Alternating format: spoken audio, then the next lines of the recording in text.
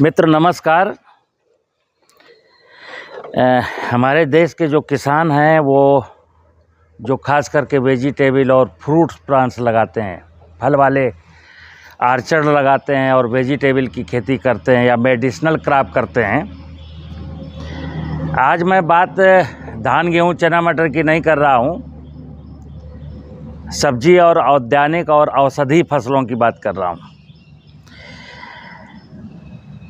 भूमि जनित बीमारियाँ सब्जी फसलों में, फल में और मेडिसिनल क्रॉप में भूमि जनित बीमारियाँ बहुत लगती हैं। और भूमि जनित बीमारी की जब बात करते हैं तो आप समझ लीजिए कि लगभग क्रॉप में 70 to 80% किसी भी क्रॉप में जो बीमारियां हैं वो सॉइल बोर्न डिजीज़ हैं। और जब सॉइल बोर्न डिजीज़ किसी क्रॉप में लग जाती है तो किसान फिर दौड़ता है और पेस्टिसाइड की दुकान में जा कर के फंजीसाइड लाता है, कई प्रकार के मॉलिक्यूल उसको दिए जाते हैं। अब बात मैं जो कर रहा हूँ वो ये कर रहा हूँ कि जिस क्रॉप के सिस्टम में बीमारी आ गई है, यानी कि वो बीमारी का पैथोजन ज़मीन में था और वो पैथोजन ज़मीन से उगा और क्रॉप के अंदर गया, तने में, जड़ में, पत्ती में, सब जगह व्याप्त हो गया। और जब उसको अनुकूल परिस्थितियां मिली तो उस बीमारी का सिम्टम शो हो गया। अब किसान जाता है और फंजीसाइड डालता रहता है अपना टमाटर, मिर्चा, बैंगन, लौकी, तरोई बेचता रहता है, बाज़ार में बेचता है, फिर फंजीसाइड लेके आता है, फिर ऐसे करता रहता है।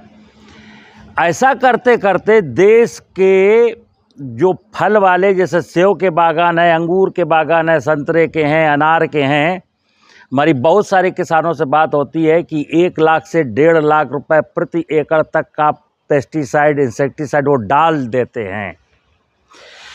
वेजिटेबल के किसान की बात करें तो वो 30, 40, 50 हज़ार का पेस्टिसाइड डाल देता है। अब मैं कहता हूं कि जब इतना ढेर सारा पेस्टिसाइड डाल दिया गया क्रॉप में तो अब क्या होगा? एक तो किसान की कास्ट ऑफ कल्टीवेशन बढ़ गई, दूसरा अब किसी ने फल खाया, सब्जी खाया या वो औषधि फसल जो मानव के स्वास्थ्य के लिए पैदा की गई थी, अब चूंकि किसान का तो अर्थशास्त्र का नज़रिया है कि अगर इसमें हम रसायन डालेंगे, केमिकल डालेंगे तो ग्रोथ ज़्यादा हो जाएगी और इतना बिक जाएगा। लेकिन मित्र, हम चाहे फल खाएं, सब्जी खाएं, औषधि फसल खाएं, इसलिए खाते ना कि मैं हेल्दी रहूं। तो आज मैं बता रहा हूं कि कोई भी सॉइल बोर्न डिजीज, मैं आपको ये वीडियो अक्सर दिखाता हूं, देखिए मेरा जीवामृत है।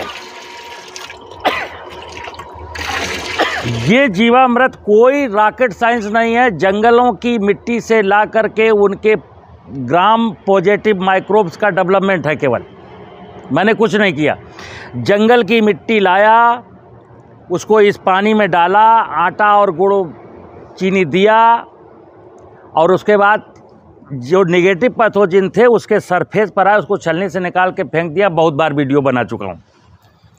मुद्दा ये है कि सॉइल के बेनिफिशियल माइक्रोब्स जब हम नष्ट कर चुके हैं, केचुआ मार दिया, दीमक मार दिया, गुबरैला मार दिया और लाखों प्रकार के बेनिफिशियल माइक्रोब जब मैंने पेस्टिसाइड डाल के मार दिए तो क्या हुआ? निगेटिव पैथोजन बच गए।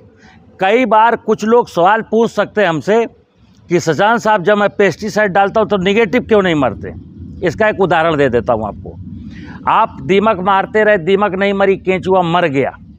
तितली मारते रहे, तितली नहीं मरी, अरे वो इल्ली मारते रहे, इल्ली नहीं मरी, तितली मर गई। माहू मारते रहे, माहू नहीं मरी, मधुमक्खी मर गई। यानी कि जिन चीज़ों को मैं मारना चाहता हूँ वो नहीं मरते और बेनिफिशियल मर जाते। इसी प्रकार सॉइल में जो लाभदायक जीवाणु थे वो मर गए। अब ये जो जीवामृत है, दावे के साथ इसका यूज बता दूं, देश का हर किसान सुन ले। अगर कोई किसान बरसात के सीजन में केवल 20 लीटर ये जीवामृत, 20 लीटर जीवामृत 1 एकड़ ज़मीन में पानी भरा हो खेत में, 20 लीटर जीवामृत पानी में भरे हुए पानी फेंक दीजिए 1 एकड़ ज़मीन में। अगर किसी किसान के खेत में पानी नहीं भरा है तो 20 लीटर जीवामृत 100 किलो सूखी हुई गोबर की खाद में मिलाए और बिखेर करके जुताई कर दे। बरसात के सीजन में करना है, ध्यान रखिएगा।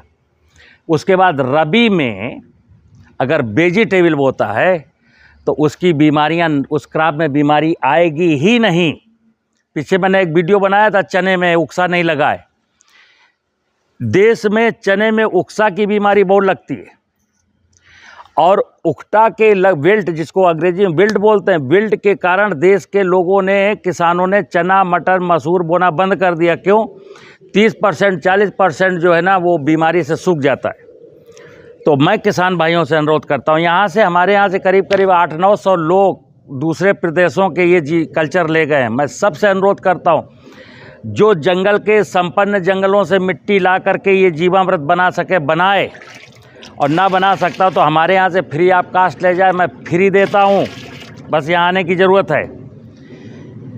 बीमारियों के बारे में मेरा दावा है कि बीमारी नहीं लगती और लगेगी जब एयरबोर्न जब बीमारी आएगी उसको मैं बिल्कुल हल्का सा फंजीसाइड डाल करके ठीक कर सकता हूं, क्योंकि वो सरफेस पर बीमारी है, हवा से उड़ करके आई है। लेकिन जो बीमारी ज़मीन से आती है वो पैतृक बीमारी होती है, वो क्रॉप को मार देने के बाद ही ख़त्म होती है, अन्यथा ख़त्म नहीं होती है। तो मैं अपने किसान भाइयों से अनुरोध करूंगा कि कास्ट ऑफ कल्टीवेशन, जो कि इंसेक्टिसाइड, बीटीसाइड और फंजीसाइड और केमिकल फर्टिलाइज़र, ये वाला जीवामृत डालने के बाद देश के अगर खरीफ में, रबी के, बरसात के सीज़न में डालता है तो फास्फेटिक फर्टिलाइज़र की ज़रूरत नहीं, पोटेशिक फर्टिलाइज़र की ज़रूरत नहीं, जिंक की ज़रूरत नहीं, क्योंकि ये सारे के सारे आप जो लोग देते हैं ये अनसॉल्युबल फार्म में फसल जो यूज करती है, अदरवाइज जो बच जाता है रेस्ट अमाउंट वो अनसॉल्युबल फार्म में कन्वर्ट हो जाता है। और ये बेनिफिशियल माइक्रो ऑर्गेनिज्म जो इसमें हैं वो ऐसे फास्फेट को, पोटास को, जिंक को, सल्फर को, जो सॉइल में पेरेंटल अवेलेबल है, आपने डाला है, वो पड़ा हुआ है, उसको सोल्युबल फार्म में कन्वर्ट करने की क्षमता रखते हैं। तो ये वाला जो जीवामृत है 2 काम करेगा। यूरिया की बात मैं अक्सर करता हूँ, नाइट्रोजन जो है मन की तरह चंचल है, या तो पानी के साथ लीच करके नीचे जाती है या हवा के साथ उड़ करके ऊपर चली जाती है। तो जिन किसान भाइयों के खेतों में ऑर्गेनिक कार्बन का परसेंटेज बहुत कम है और गेहूं, धान, चना, गन्ने और की खेती करते हैं, अच्छी वाली खेती, जिन फसलों को ज़्यादा नाइट्रोजन की ज़रूरत है, उन्हें नाइट्रोजन के लिए यूरिया देनी है, अदरवाइज कुछ नहीं देना। प्रोडक्शन में 1% की भी गिरावट नहीं आती है। नमस्कार।